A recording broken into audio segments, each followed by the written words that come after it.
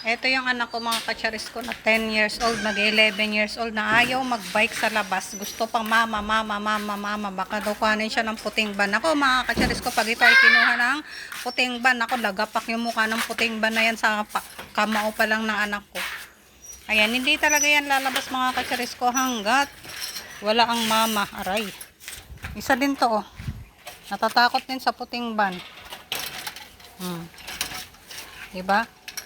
Ayan, matatanda na yan mga kacharis ko, pero sinasamahan ko pa din sila dito sa labas.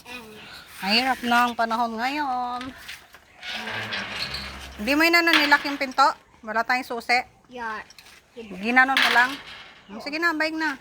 Wala yung best friend nyo. Ayan o, enjoy ka? Happy? Oh. Ayan, dito lang muna kami for today's video. Oh.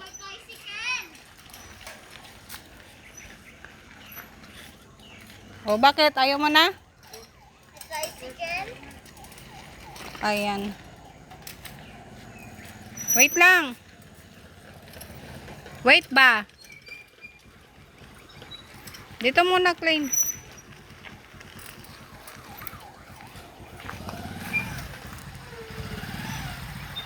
Sige na. Diretso. Ayan.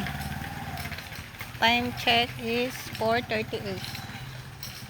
ng hapon. Ayun. Maba. Dahan-dahan. Ayan, balik-balik lang sila. Ayoko kasi pumunta ng highway mga kacharis ko ng ganitong oras kasi ano tawag doon?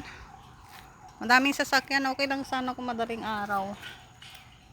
Ayan. Kami ni Bunso nakapunta na kami kaso nga lang kailangan nilang gumising ng maaga. O, diba? Oh, bako-bako yung daan. Dahan-dahan pa. Ayan, na-share lang namin mga kacharis ko yung routine namin ng aking kids.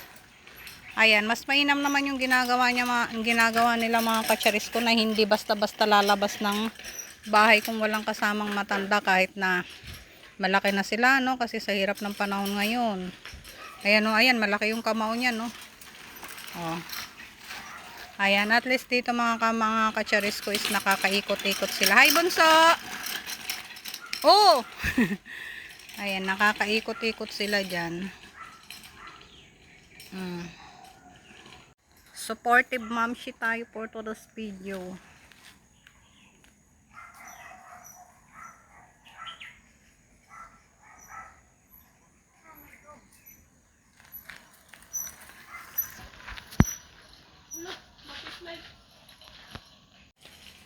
Ayan, yun lang for today's video mga kacharis ko. Na-share ko na lang itong hapong ganap namin. Mama, labas mama. Ayan. Biking, Bunso. Mag 8 years old na yan si Bunso ko.